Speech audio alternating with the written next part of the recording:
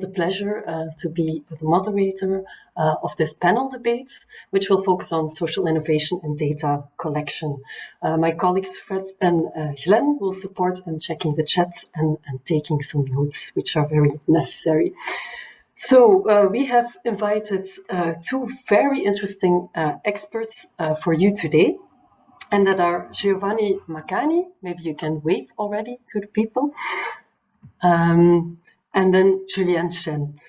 I will briefly introduce them before we go into the panel debates. So Giovanni Maccani is the senior researcher at Ideas for Change. He is an expert in information systems and transforming digital strategies for city councils. One of his many research domains is citizen science, and today he will enlighten us with his experience in this field. And then we have Julienne Chen. She is the brand new Citizens Engagement Manager at EIT Urban Mobility. Julienne, she worked all over the world, from the US and Southeast Asia to end up in Belgium, of all places, working in different contexts, connecting people with data to strengthen city services and policies. So welcome both. The topic for this session is how to engage stakeholders in gathering data to develop mobility policy. And we will make this topic very tangible by presenting and discussing a really ready-to-use framework for citizen science. We will start off with a keynote presentation from Giovanni. He will get 20 minutes to tell you all about this framework and the lessons that he learned in participating in a pioneering citizen science project called WeCount. Afterwards, we then invite Julienne into the conversation to comment on Giovanni's presentation and to share some key insights on how to expand this framework even further on a larger scale. And of course, we will also invite you, all of you, to post questions in the chat and to take part in the discussion of the end of the session.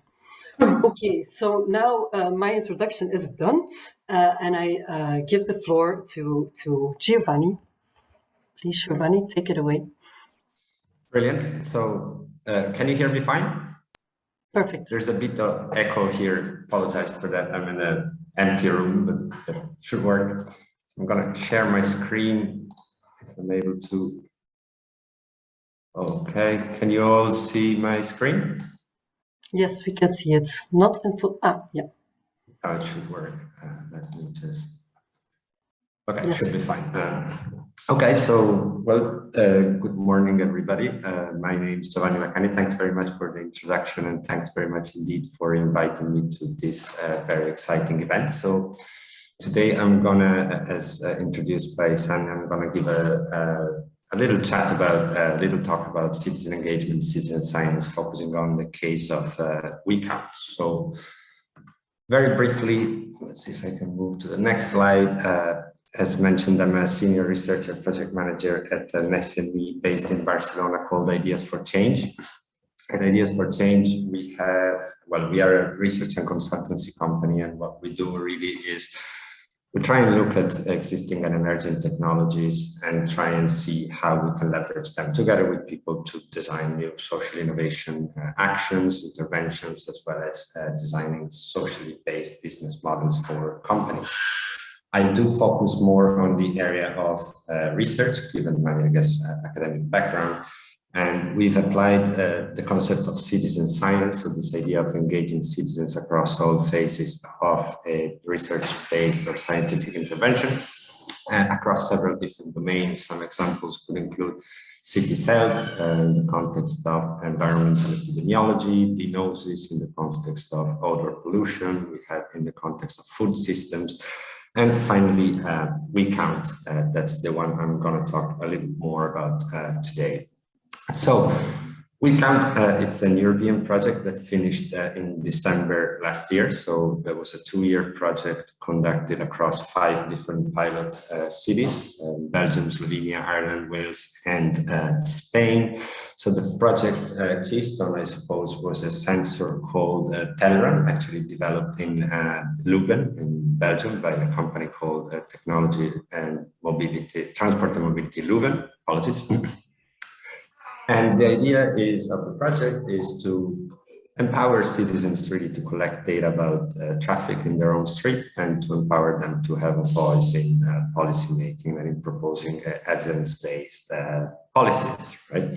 So the sensor specifically, what it does is a camera module that sticks into the window and it counts how many cars, bicycles, pedestrians and trucks pass by a window. It classifies them and it visualizes them onto an open map, an open platform where data can also be downloaded through an API.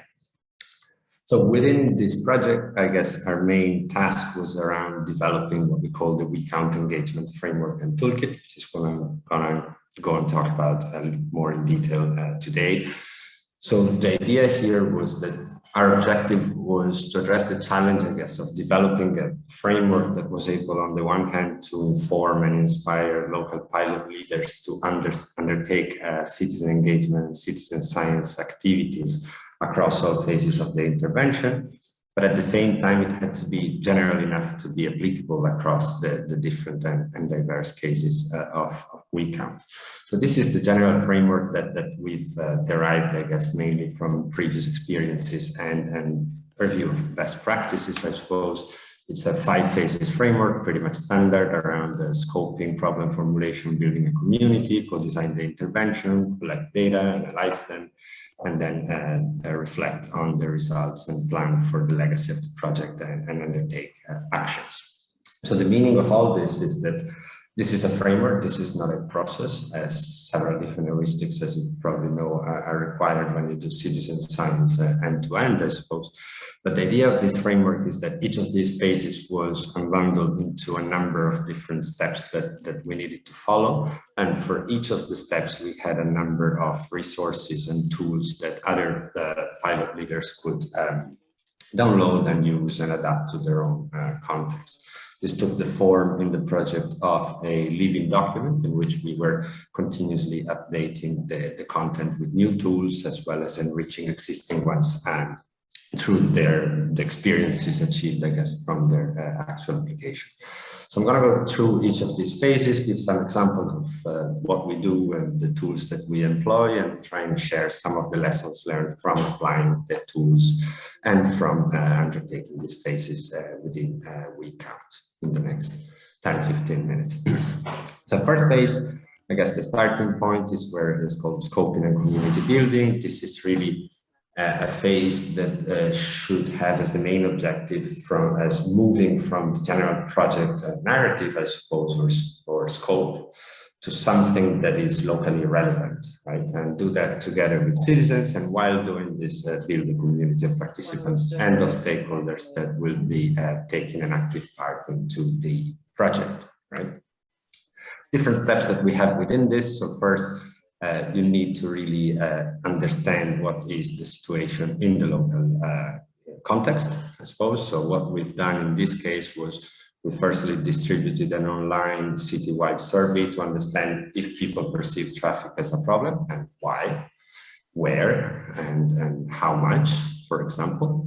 We integrated that in parallel with analysis of the policies and interactions with local officials, and we started to scope the actual intervention. So if you think about, you're more experts on mobility than I am, I suppose, but if you think about traffic counting, it can have several different implications, and they cannot be tackled all together into a time-bounded project, I suppose, right? So you could think about traffic counting as data that would inform environmental policies or space design or road safety or speed compliance, amongst many others, right? So this phase starts to narrow down what actual implications of traffic counting are the ones that worry citizens the most, are the ones that are more current and relevant in the city. Then you go to a next greater level of detail, I suppose. Through workshops, you start to really understand when and where people perceive these problems and why. And that's important, so people start to gain ownership of the project and of the problem being investigated, right? In parallel, you start engaging all the relevant actors consistently to the emerging scope of the problem, right? So, of the project, apologies.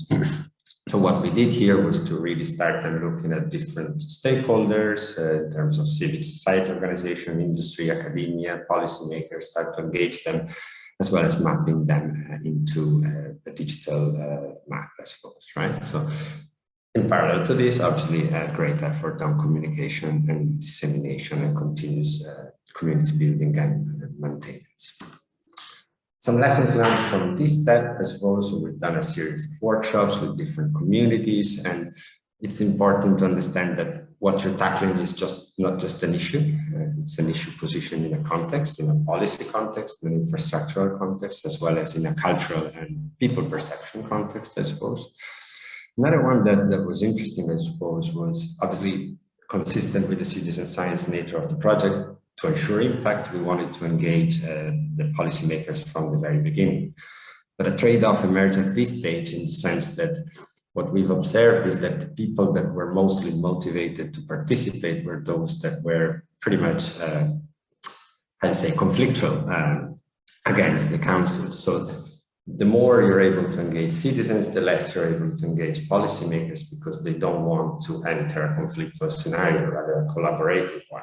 But if it's about collaboration, you tend not to be able to attract those citizens that are motivated because they're literally angry about some aspects of mobility in the city, right?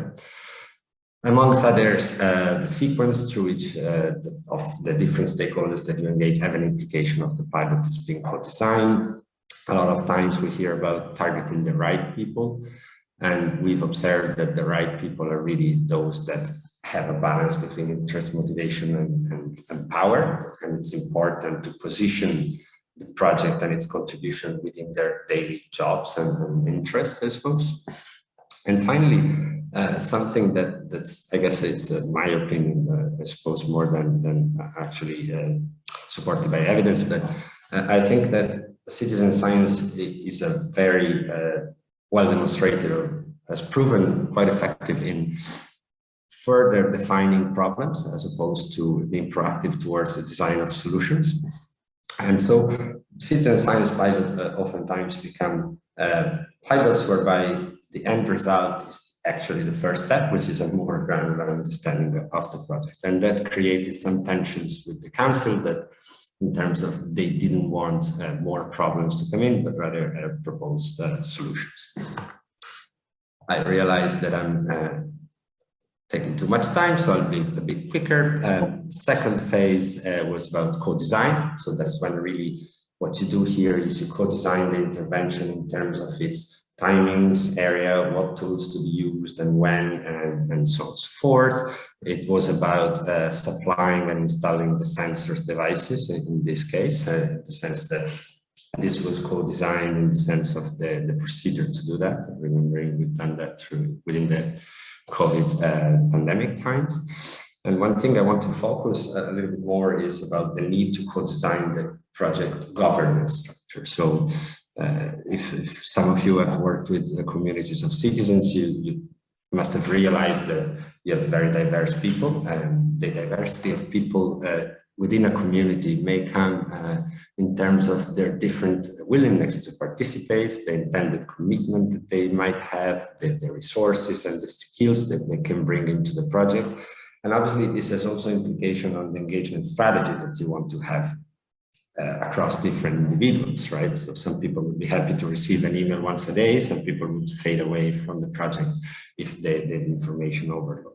So what we did was we used this, that we called it the recount contribution canvas, in which people were positioning their intended contribution across 4 different elements. So then we could create groups of interest or communities of practice, call it whatever you want, based on their intended commitment, the time that they could dedicate into the project, the skills and resources that they could bring in. Some lessons learned, well, citizens always tend to overestimate what can be done. So training is another solution to that.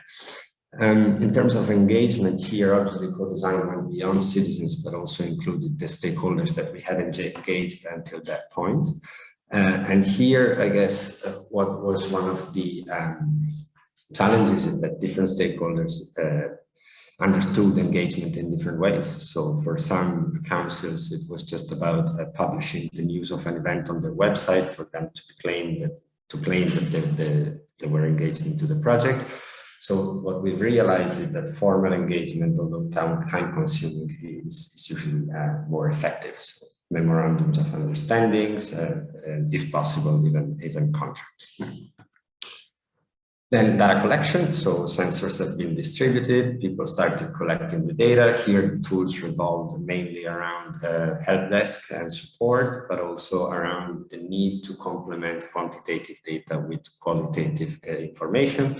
So in that case, we distributed what we call sensing diaries, so that people could annotate the exceptional circumstances that may have helped interpreting the data. So there was a protest that day, or the street was closed for footage of a movie or whatever that would have helped interpreting data and identify outliers, I suppose.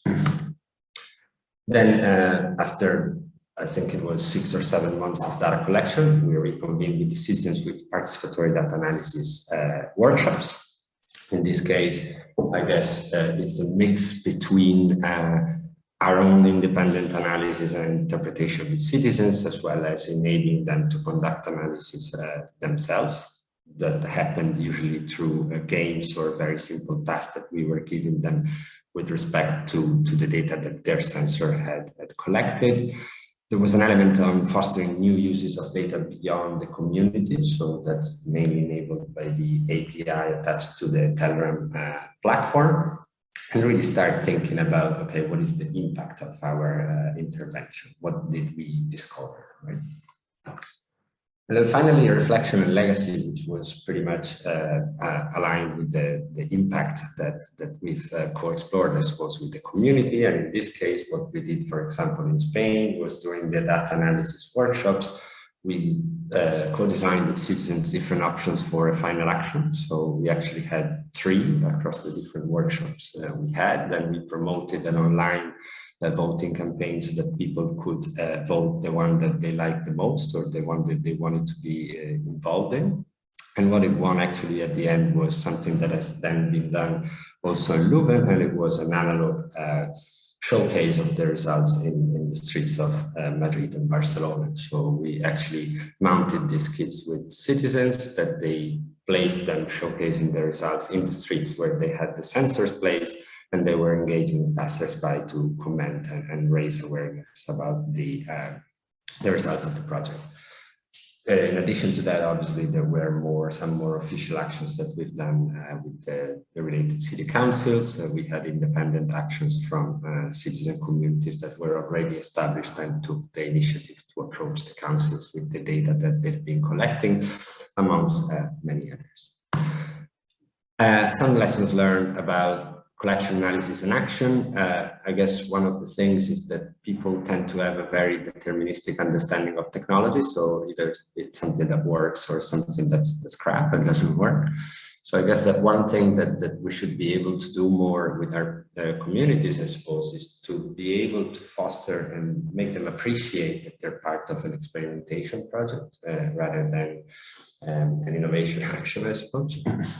And then one important thing, I guess, is that citizen science data, beyond their value in terms of granularity, in terms of perceived understanding of what could be an issue in an environment, what we've discovered is that they're more a complementary value to already existing data, and then we should probably avoid closing ourselves into the silos of citizen science, but really have a 360 perspective on the data available in mobility, both from satellite, from in situ data, as well as from business data. Local culture has an influence on the citizens' motivations to, something has happened here. Obviously, it had to happen now, but I want to say that the local culture has an influence on what people are willing to do and contribute in terms of data analysis. We need to demystify data analysis, as people tend to fade away as they think or they perceive it as a very much technical task that they cannot contribute to. And then finally, maybe that highlight that the level of interest of policymakers, unfortunately, grew as the evidence of the technology and the data being provided by the technology increased. So that was a pity, because if we were able to get the same level of interest at the beginning, it would have probably been more aligned with their interests and objectives and goals. And that was it. I hope I've done it within my time. Yes, you have done it well within your time, actually, 5 minutes earlier. Okay. I can talk a little bit more, if that's okay. Yeah, I could really talk that's 5 or 500 minutes. Yeah, but I guess, so if we have 5 more minutes, that's fantastic. So, no, I guess in summary, what we've learned is that it is hard to build a collaboration model. I think that there's 3 key lessons learned here is that, so when you think about a community in a citizen science project, what we always identify is that there's mainly 3 types of people. People that are concerned and they're worried about something, and that the issue affects their life directly. And these people tend to be very much engaged into the project and to be willing to dedicate their time and resources for the common good, I suppose, of the community. And there's people that are interested. They come and see how it is, and maybe they have a particular interest, as it may be a PhD student that's working with mobility data, or could be a person that just wants to hear what's going on, or people that want to develop social ties with other people that are not really linked to the actual scope of the problem. And then there's people that are simply curious and come and see, and they come sometimes they don't, and you cannot really rely on their commitment for the project to achieve its own results, right? So ideally, what you would have is a collaborative environment. But the problem is that the people, when they're concerned, so that's the people that we always target first, because it's I have to admit, we're paid to do that, and we do that within a frame of European projects. So we want to have numbers, we want to have, yes, I'm curious. We want to have a lot of people. We want to have people that are active, that contribute. We don't want passive participants to just come and listen, and we have to do the project at the end. But that, as I said, creates a tension, in the sense that for these people to be able to collaborate with the people they've been angry with for the past number of years, being them industry or being them the council that hasn't listened to their complaints or their voices, it's really hard, right? And on the other hand, councils tend to get engaged, mainly, and let me say that it'll be a bit provoking, but many times it's really to gain legitimacy around claims that they're working with citizens, that they're doing citizen science, rather than believing in the actual results of that collaboration. And there's some genuine people that really want to explore and discover, but councils at the very beginning are very much unable to commit to something, as they don't know what will be the project about. And there's a tension about the not knowing before that is consistent with the co-design nature of a citizen science project, and the need to engage people at the very beginning. Because to engage policymakers, and that's, I guess, comes from also my previous experience, you need to really understand who are the key people. And it's usually not one person, as we tend to believe. So I engage one person from the council, then the council is engaged. It's really a governance structure and a decision-making process made of people, probably even across government agencies, right? Across levels, maybe even urban, regional, and national, right? To cover the complete end-to-end policy-making decision process, right? So I guess what you need to do really is to understand that policy-making process. Who are the roles within it? What are their responsibilities? And then really position the project within their accountability framework, because you'll get the people interest if the project really addresses their daily goals of their work. I could talk 500 minutes about this, but I saw now that the 5 minutes that you told me are over. But thank you very much, Giovanni. I think this really was a good presentation to tell us that we really need openness, not only with the citizens, but also on the city side, to really collaborate and to get this different levels of participation going to really change. I saw that there was a question in the chat. We will just keep it, but maybe it's now good to invite Julienne into the conversation as well, because we haven't heard her yet. So Julienne, what do you think of the presentation that Giovanni gave? And do you see this framework of citizen science being used in different contexts as well? Or do you also see some challenges? Right. Well, thank you. And thanks, Giovanni, for that presentation. I think it's really an impressive framework that you've presented here. And I'd really like to congratulate the entire WeCount team on executing really an end-to-end process like that, which I think at the end of the day is still quite an emerging practice. Of course, every project needs to be tailored to its specific aims based on resources and priorities. And as you mentioned, Giovanni, kind of the interest and support from the city side. So it depends a little bit, I think, on how literal you want to be about applying the framework. And I think it makes a lot of sense to approach it really as a framework and not a step-by-step guide. So for me, what's really valuable about this framework is that I'm going to echo you a little bit here, Giovanni, because I think it's such an important point that it acknowledges that there are different roles that different people will want to play to contribute to something that they care about. And not everything will be for everyone. But by having a diversity of activities and ways for people to get involved, it then becomes possible to reach a broader segment of the population who themselves have a diversity of interests and abilities. And of course, diversifying who participates in these processes, making sure that they're inclusive, that they're representative of the broader total population is a top need that we've been hearing a lot from the cities that we work with.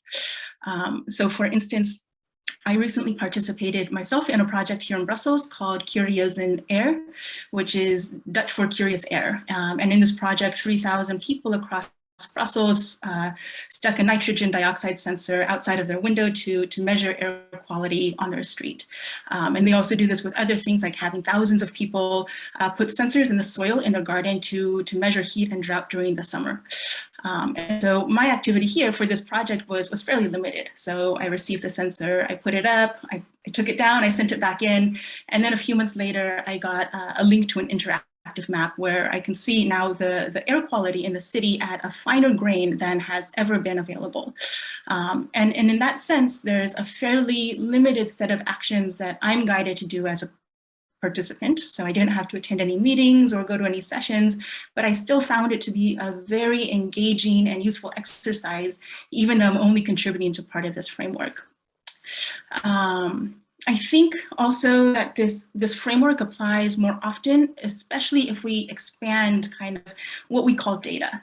And I do think that there's a very natural inclination when we talk about citizen science to think about gathering numbers and quote unquote hard scientific data. But you know, I have a background in social sciences and I think of it very qualitatively as well. So for instance, EIT Urban Mobility last year co-funded a project in 14 secondary schools across the EU, where as part of the curriculum, the students went out and they created maps of active mobility infrastructure on their route to school, and then used that as a basis to start a discussion about how to make their schools more accessible, sustainable, improve air quality, etc. And that these diagrams that they drew are also an incredibly rich data source, especially if you start aggregating that data across a lot of schools in the region. So I think definitely what's very exciting is that we're starting to see convergence of methods, and whether you're collecting data through a conversation, through chatbots, which I see here and there, through a mapping exercise, or through sensors, right? That bottom-up data collection is really starting to become legitimized as a way to conduct a serious public participation, where it's not just about formal processes and hearings, but something more interactive, where people who generate the data then also have a way to use and interact with the data themselves, rather than feeling like their input is going into a black hole. And I'm happy to see that more and more often in practice, even though, right, we do see it more in practice, but I do really think it's still underexploited, and that there's a greater opportunity for cities and other organizations when we're trying to understand a new phenomenon, let's say micromobility in the cities or whatever it is, to actually tap into this willingness of people to contribute to the data collection effort in ways that are much more agile and fast than we've traditionally done. Great, thank you, Julienne. You say that there is still a great potential for cities to take up a role in this. So maybe you can also explain us a little bit how EIT Urban Mobility supports cities to work with stakeholders to get citizen science projects off the ground. How can you support them? Well, our primary support mechanism, I guess, is on two things. So the first of all is we do co-fund different projects in the urban mobility space to advance the state of the art in urban mobility. And similar to the WeCount project, actually, we look to create consortia of cities, NGOs, research institutes, oftentimes also companies and startups who are working in the space to innovate in the field. Thinking about the collection and analysis of urban mobility data, how we create meaningful spaces for conversation, co-design, etc. Right now, we do have a call for proposals open, if I can use this moment just to plug it. That's very much focused on commercial innovations in the field of active mobility and future mobility. So that's open right now. And then later on this year, we're also going to be launching a call for citizen engagement and public participation. So please do take a look at our website. Feel free to get in touch with me if you want to have a conversation about it, because we'd really love to see more exciting projects like this one come to life. Okay, that's really great, because we have a lot of local affiliates here today that are willing to be open and to collaborate with their stakeholders and with their citizens. So maybe Giovanni, I can ask you a further question here as well. Maybe you have some words of advice for our cities, for our local affiliates, to get started with this framework. What do they need? Who do they need to get on board to do this? Maybe you can tell them. Sure. I think it's not an easy question, in the sense that whatever I've presented, and I think whatever most of the people here, as far as I understand, think is biased, in the sense that we're not talking about citizen science in general, but citizen science within a frame of a European project that constrains a lot what, when, and how you can do things. So I guess my experience comes from this scenario, that's a very specific scenario, I suppose, and not probably representative in the whole movement of grassroots and citizen science initiatives. But I think that the government or the policymaker side need to decide what their role is. So I guess they could be driver of a citizen science intervention. And that obviously starts from a perceived opportunity that they see in terms of lack of data or learning from similar initiatives that have been successful elsewhere, for instance, and try and replicate those into their own context, right? But also it could be that they're approached by somebody, that could be us, like a company like us that tries to facilitate and being the broker for these initiatives to be implemented, or by communities themselves. I think that the most important thing in all this is the attitude that all people need to bring about into this collaboration. So there needs to be an appreciation that this is going to be about aligning different perspectives. Citizens, they need to understand that urban policies do not come from data, solely from data collected about traffic counting, but it's a much harder and science-based process that must take into account several different elements. They need also to understand that capacity of councils is usually little in terms of both innovation and resource allocation to experimentation and things that do not have a clear return on investments, I suppose. So I think it's a mix, but I think that the main advice is really be empathy, to be the attitude, to have a collaborative attitude, to be a good listener, and on both sides. I think it's easier to achieve that from the policymaker side that have much more experience in the context than from the citizen side that tend to be sort of activist or conflict in that sense. If it makes sense, I don't know. It's a good input for discussion. Yeah, it makes a lot of sense, and it was also something that we heard yesterday in our panel debate, that we really need to have this new mindset. And I think it's really important the thing that you say about deciding what the role is, and maybe having a broker as well in there to really guide the process. So yeah, I think then I saw some questions coming in, or there's only one question. Feel free to post questions in the chat, and I will maybe ask one more question to Julienne myself. Because Julienne, maybe you can also mention some key needs that there might be to expand these little initiatives that are already here and that are already working, but how could we expand it on a larger scale? Yeah, I think it's such an interesting question, and one that I'm really excited about. So I put down 3 things that I think are really important in the context of scaling citizen science moving forward.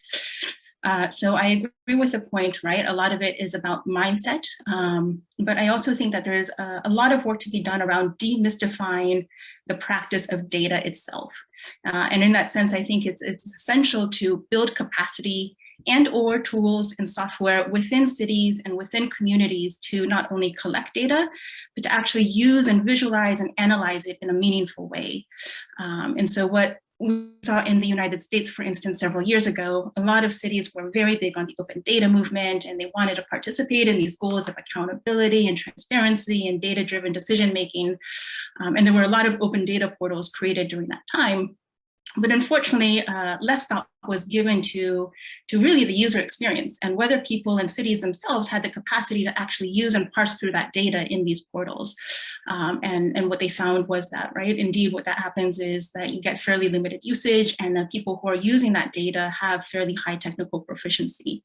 So I think really we need to think about how we move beyond making data quote unquote open and focus more on public data visualization platforms where civil servants and people and citizens can play around and interpret the data in let's say, a web browser without having to understand how to use Excel or how to code or what an API is. And you can filter data or explore data between different neighborhoods, see trends over time.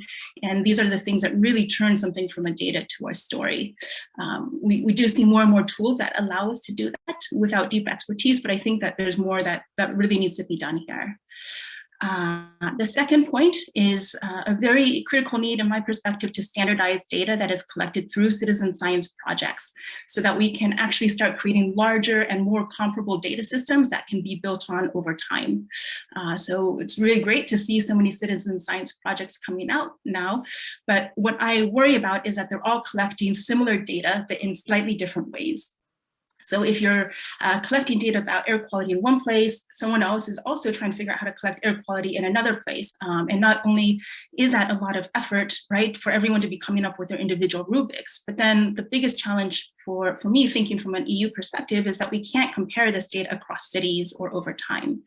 So if we want to scale these bottom-up systems, we need to be able to collect data in standard formats. And we talk about this a lot now, actually starting with commercial transportation data.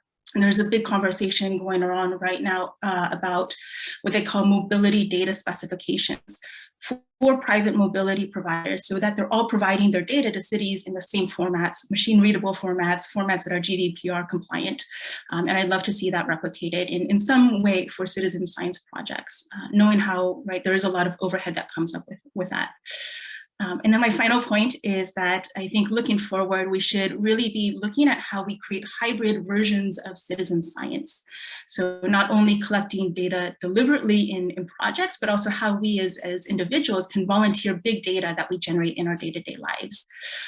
So there's an innovation project that we funded at EIT Urban Mobility called Dash Factory, and it's a camera that you mount on your bicycle. And when it senses, I think through noise, that a car has come within 1.5 meters of your bicycle, it starts recording video. And that way, if you get in an accident or something happens, you can actually use it as legal proof in court. So this is a product that you buy as a consumer for your own interest. But it also, at the same time, generates really great data about where incidents are occurring, where there's the most conflicts between cycles and cars. And this data isn't deliberately collected as part of a citizen science project, but it's actually very much crowdsourced data. So we can start thinking about how we bring in lots of different forms of data, both the type that we go out and collect for a project, and also the data that we're constantly generating to start really creating more rich understandings of our city and how we can shape it. So, you know, I do think it's incredibly powerful. If we were to go back to that initial example of 3,000 citizens in Brussels collecting air quality, you see huge variations of air quality from one street to another. And in the past, we've had one air quality figure for an entire city, or maybe averaged over a couple of sensors for the city. And now we know that it's not accurate when it comes to the actual impact that air quality has on an individual who lives on one part of the city or one street versus another. And so I think if we can start looking at these ways ahead, we can really advance this practice, right, and do more precise and impactful work where it's most needed. Thank you so much, Julienne. I think that were very inspiring reflections, and I take away that there are already a lot of tools, a lot of things that we can really upscale and that we can really go deeper in. And also when you talked about this standardization, I think this is also something that we are going to talk about today within our data platform workshop. So that will be very interesting. Okay, so we still have 10 minutes from some questions from the audience. Fred, can you maybe look at the chat and see what came out? There was a question from Reggie, I think, about problem formulation. Apologies, but I'm just going to read it out loud from Reggie Trigger from EIT. How easy, and I guess this question is for you, Giovanni, how easy was it for you to geographically map citizens' problems? Did they all have a good degree of geographical awareness of their city that made your mapping easy? And the second part of the question is, in the same way, does the study team, so basically you, I guess, need to have good geographic knowledge to converse with confidence with citizens?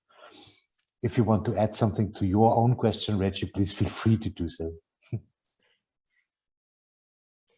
It's a very interesting question. So I think that's really important. So we've done that through a number of different actions with respect to the first question. So when we send out the survey, we were asking people where do they live and where do they work and where do they experience life in the city. So we knew that the problems that they were reporting us were in the frame of their lived experiences. So we were able to map them. Then when you engage citizens, you tend to ask them, what is your perceived issues in the street where you live or in the place where you work? So that, I guess, implicitly entail a geographical mapping of the issue. When you think about the policy mapping and the sort of context mapping exercise that you do in the first phases of the project, that also entails positioning policies in terms of their area of competence of where they're applied. So this is a gradual process that emerges as you do this sort of exercises. And about our knowledge, I think that's a very good point. So in the sense that more than with citizens, it was more to engage policymakers. So again, in the frame of European projects, what you usually have is partners that are specialized in different things, and there should be a knowledge transfer and sharing element within the consortium. We were not mobility experts. So it's easy to have the first meeting. It's much more difficult to have the second one, in the sense that you go and talk to people that work several years, many years on the issues, and you need to be fully aware of what are the policies. That this world is not only made of citizen science, but it's a much more complex world, and be able to position it within the kind of much more complex world. So that's something that become a domain expert is probably required if you want to build up an effective collaboration group, I suppose. But it makes sense. Reggie, did I answer your question? If not, please. Yeah, thank you very much. It's just I've sat down with particularly older people that represent local councils, and they can talk about things very clearly. And then when you sit them down in front of a map, they then can't pinpoint where their issues are in a map because they're not part of this Google Maps kind of generation. So it's that point. And they also, the point as us as consultants helping our 24 cities, we can't just parachute in and have conversations with citizens, because suddenly we get loads of local names and you know, references thrown at us that we then, it's obvious we're just imposters. So I think it's always very important to get that local knowledge. But I see lots of questions, so thank you very much for the answer to that one. And you touched the point upon a great point, that is the one of older adults, and these people require different approach, different attention. You need to sit down with them, maybe create dedicated spaces with older adults. They're not digital native. They don't know what data is, what a sensor is. They can barely connect to the Wi-Fi of their home. So some of them, my father, for example, is 76, and he calls me every day about how to put an attachment on an email. And like that, I told him many times, but you need to be patient with these people, and you cannot pretend they'll be able to use Google Maps independently, but maybe sit beside them with Google Maps and they point with their finger where they should use them. That requires patience as well. Yeah. Thank you, Giovanni, for adding this. It refers back to these different levels of participation, I think, and the challenge of involving all stakeholders, and it takes time. And no, since I don't see any other question, maybe yes, there are some questions. Okay. I think, yeah. I saw 2 questions coming in, and I think it's good that we still try to answer them. Maybe I will take the last one from Jos from Rotterdam. He's asking if there is any experience among the participants of organizers with engaging citizens to mobilize their own behavior and decisions to directly bring about the desired change towards more sustainable mobility. Yeah, okay. So really steering to this behavioral change. And he says, it seems to me to be at least important as participation in data collective initiatives. Maybe you can explain it a little bit more, or you understand it, Giovanni? Yes. Can you hear me? Yes. Okay, so, greetings from Rotterdam. My question is about, I'm a bit worried that we should keep in mind the balance, so to speak, between participating in data collection initiatives, because the job is not done once you have collected the data and someone else is going to do something with it for you. I think it's quite important from my point of view, professional point of view, that we give people perspective on how they can influence things directly in the things they do and decide or wish to have. For instance, when ordering something to be delivered at home, you can ask the web shop to deliver it, for instance, 0 emission or to a pickup point. And if there's no such facility, you can send an email. Please make a checkbox available or choose another supplier. And this is just an example. And I was very curious if there is any other participant with, well, having similar considerations and looking how to mobilize.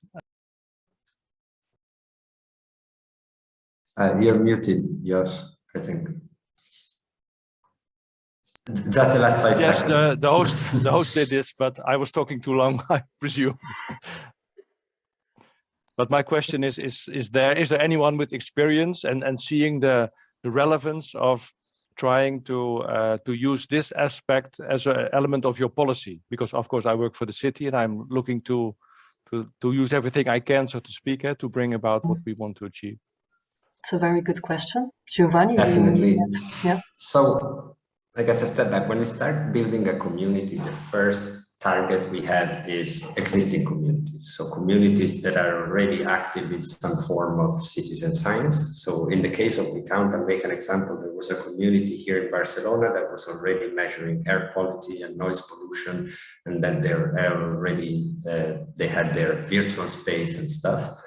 So in that sense, what they already had experience on confronting the councils, submitting data proposals based on data. So what WeCount was for them was really a vehicle to advance their own agenda. And it was actually very interesting that they've taken actions and they managed to reduce the speed limit on a street in a neighborhood in Gracia here in Barcelona to 10 kilometers per hour. And we realized that from the newspaper, they didn't even tell us. So they were coming to the workshops and they basically over time gained that capability of understanding data, working with data. So in the sense that communities are dynamic in this way. So every project might tap into an already developed community in terms of ability and capacity to take actions in this sense.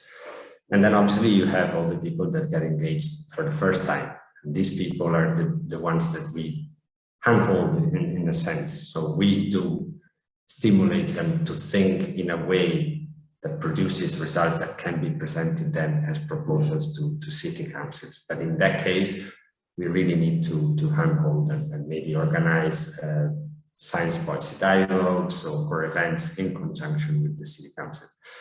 Finally, and then I'll stop here, I think that in Barcelona, we're very lucky because within Barcelona city councils, there's something called the Citizen Science Office, which is a real function that is institutionalized within the council and which purpose is really to act as a bridge between communities and citizen science and the relevant departments in the council. So we do have a one person to go to, right? And that's really helpful for us. I don't know if I answer your question, Jos, but I guess that's our experience. Yeah, at least I got some impression of what you do in Barcelona. Perhaps I'll be in touch later on to directly to exchange experience. Thank you. Please do. Be a pleasure. Perfect, Jos. Yeah, we really support of keeping the conversation going and to send in your questions to us, but also directly to Giovanni and Julienne, because we will share their contact details afterwards. So yeah, we are almost finished. We are finished, I think. We don't have any time anymore, so I will wrap up very, very quickly. Just want to say that the main point of having the support of the City Council is very essential before you can get your citizens involved. We saw this very great, easy to use framework, I think, that can be applied in different contexts. And Julienne also shared a lot of calls and ways EIT Urban Mobility can support you as a city to really work with this. So I will really wrap up now by thanking our speakers for really sharing their expertise and sharing their story, and thanking all of you for listening and for asking questions.